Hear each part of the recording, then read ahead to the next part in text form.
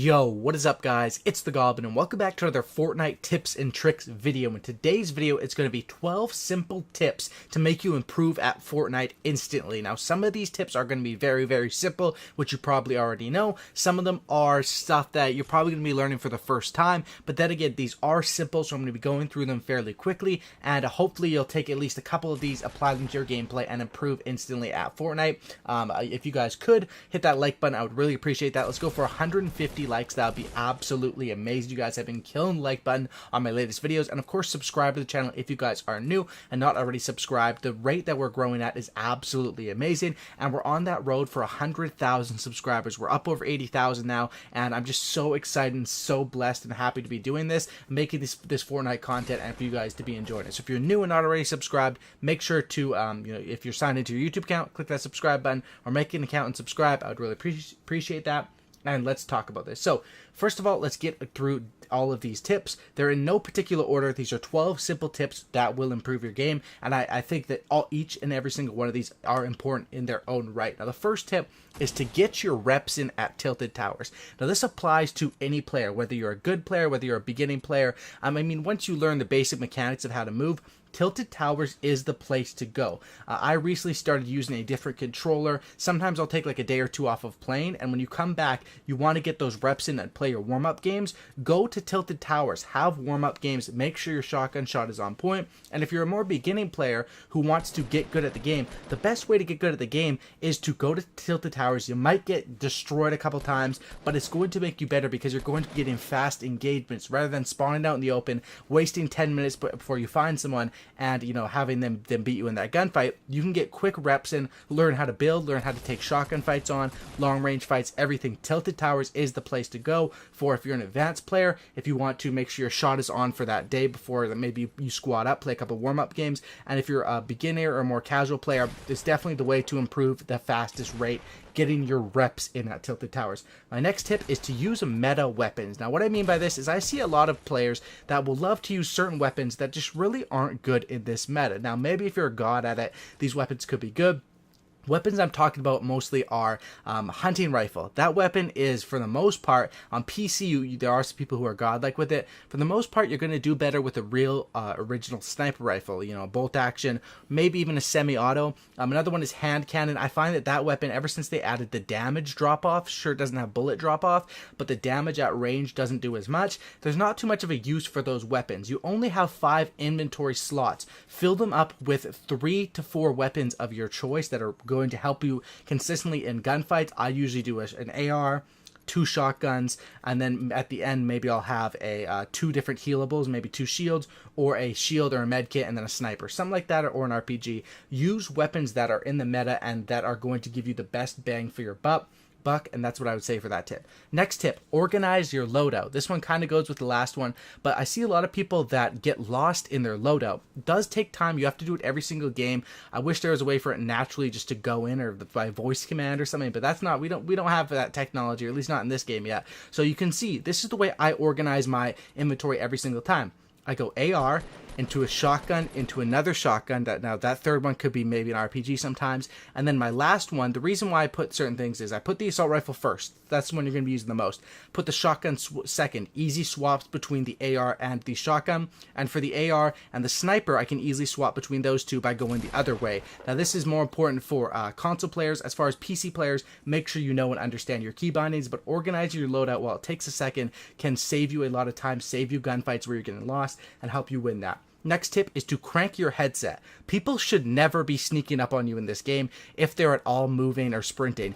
You can hear a lot of stuff. You can hear people building. You can hear builds coming in. You can hear people jump padding on you. You can hear people running no matter what the surface is, especially if you're in a town or a city like Tilted Towers. You can hear everything going on. I know when someone placed a trap 2 buildings over from me because I use a headset and I crank up the volume. You can crank it up on your TV, but I recommend if you have headphones or a headset, that's definitely the best way to do it. That's that tip there. My next tip is for console players. Switch to Builder Pro. Builder Pro is a new building area or it's a new building controller setting where basically instead of swapping through all the materials, a specific button builds a specific thing.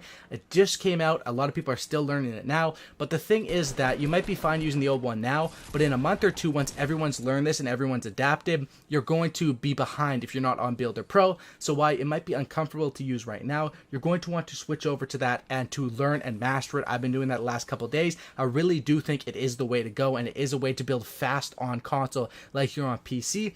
Give that Builder Pro a try. This one is not so instant because you're going to actually have to practice with this tip, but I think it'll be worth it 100% in the long run. Next tips here are just some really quick ones to go through. Of course, these are simple tips to help you improve. When you're giving callouts to your teammates in squad or duos, make sure you're giving your callouts by the number up on the top. The number basically, if you and your teammate are running the same way or are very close to each other's, the numbers will match up. If you're farther away, you're going to have to give a different sort of callout to describe it. But there's always that one teammate that you're running and he just goes, I see one, I see two, I see three, oh my gosh. Give that number. I see 2 northwest at 255. I see 2 up on the hill east at 50. Can really help improve with your teammates if you have that communication, and those numbers are there for a reason. Use them not in solos, in squads and in duos. Next tip is you can look through edits. If you have a wall or you have a flat and you go to edit it, when you're in that editing mode, you can see straight through it. The enemy cannot see that you're in editing mode, and sometimes you can use that to get the jump on someone, having that edit ready, waiting, and then boom, popping it, pulling the shotgun, killing them. Enemies cannot see when you are editing something.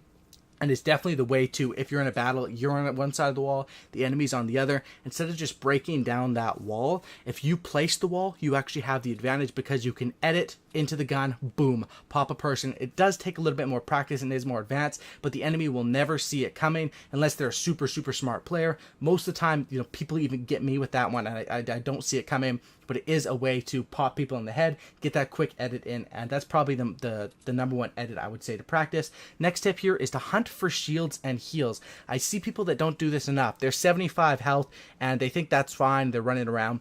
If you do not have, I say at least 150 health. I always want to be 150 to 200 health.